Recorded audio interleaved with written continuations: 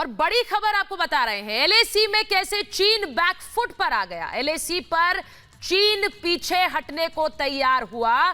चीन ने माना कि गलवान घाटी में उसकी सेना पीछे जा रही है। गलवान झड़प के बाद भारत के लिए यह बड़ी जीत है। 2 दिन पहले प्रधानमंत्री नरेंद्र मोदी ले पहुंचे थे और वहां पर जवानों के बीच गए थे, और 2 दिन के बाद देखिए किस तरह से मोदी के हुंकार के आगे चीन का यह बड़ा सरेंडर सामने आया है।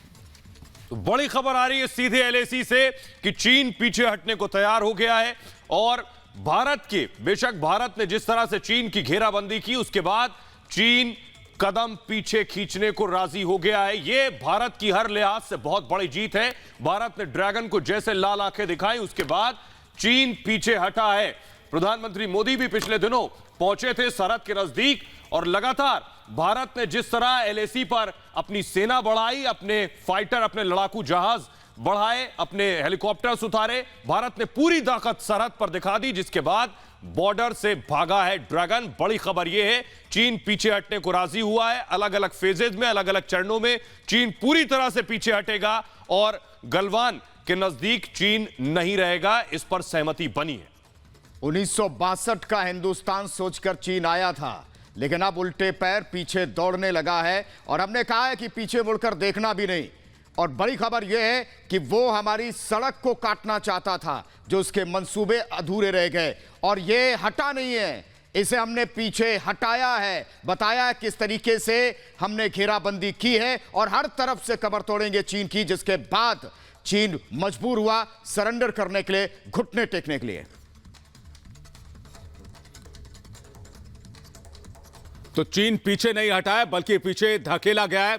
और बता दें आपको कि चीन को पीछे धकेलने के लिए मोदी का मास्टर स्ट्रोक कह सकते हैं आप, अजीत डोभाल का मास्टर स्ट्रोक कह सकते हैं आप।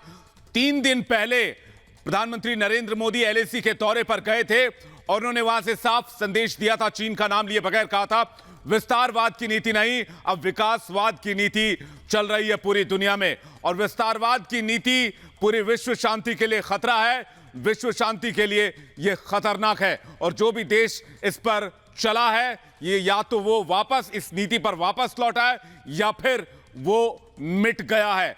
तो इस तरह के तल्ख लहजे में प्रधानमंत्री नरेंद्र मोदी ने 2 टूक चेतावनी पड़ोसी मुल्क को दी थी, चीन के ठीक सामने खड़े होकर लद्दाख में नीमू आर्मी बेस में। उसके बाद अब बड़ी खबर यह आ रही है कि चीन अपने सैनिकों को लेकर जा रहा है।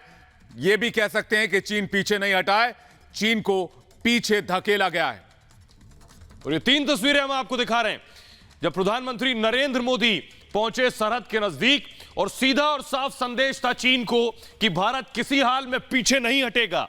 यह प्रधानमंत्री नरेंद्र मोदी ने वहां पहुंच के भी दिखा दिया। दूसरी तस्वीर हम आपको दिखा रहे हैं, जिस तरह पहले दिन से, झड़प के बाद से भारत ने अपनी ताकत, अपना शौर्य और अपनी सेना का शौर्य वहां दिखाया है सरहद पर। उसके बाद चीन को लगा कि भारत पीछे नहीं हटेगा, भारत उससे दबने वाला नहीं है। अगर वो भारत को आंखें दिखाएगा तो भारत उसका कड़ा जवाब देगा। वो भी तस्वीरें हमने दिखाई। और तीसरी तस्वीर भी हम आपको दिखा रहे हैं कि किस तरह 15 जून को भारत और चीन सीमा पर सेनाओं के बीच झड़प हुई थी। इसमें भारत के 20 जवान शहीद हुए, तो हमने भी चीन के 40 ढेर किए थे। यह चीन को बराबर का जवाब था, इसलिए चीन को एहसास हो गया कि भारत से बराबरी का मुकाबला है, भारत हर लिहाज से 20 बैठेगा।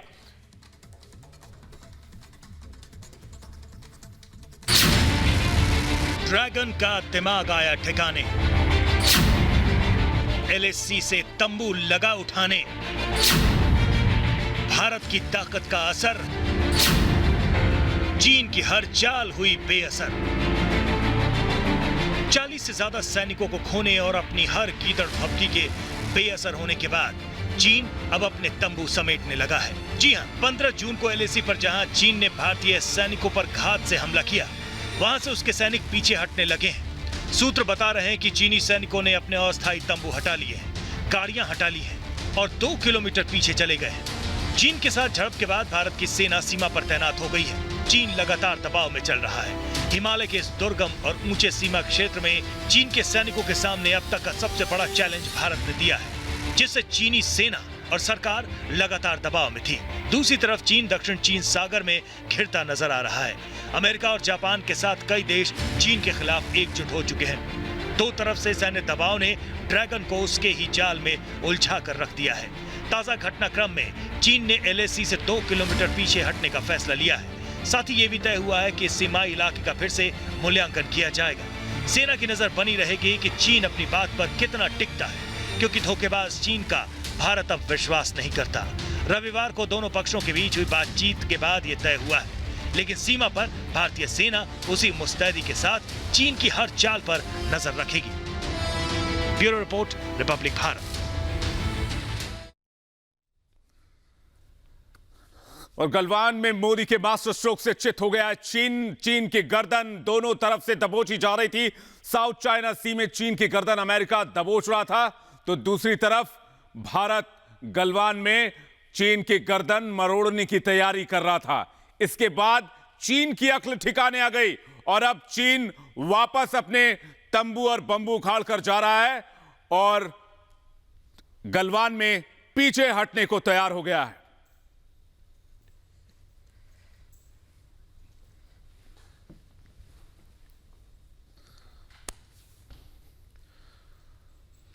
तो बड़ी ये बात है कि पिछले दिनों लद्दाख में जिस तरीके से हमने युद्ध अभ्यास किया और चीन को साफ बता दिया था कि हम जहां हैं वहीं रहेंगे, हटना चीन को ही पड़ेगा, और यह भी बता दिया था कि अगर आप नहीं हटेंगे तो किसी भी स्थिति के लिए हिंदुस्तान तैयार है। चीन ने सोचा कि यह 1962 का हिंदुस्तान है, लेकिन भारत ने एक मोर्चे पर नहीं, आर्थिक मोर्चे पर, कूटनीतिक मोर्चे पर, और हमने ताकत के जरिए भी चीन को दिखा दिया था कि आपको हटना ही होगा। लेकिन हमारी एयरफोर्स ने किस तरीके से चीन की नाक में दम कर रखा था, किस तरीके से पेट्रोलिंग हो रही थी, वो भी एक बड़ी तस्वीर चीन के लिए थी कि वो करेगा तो क्या करेगा, सिवाय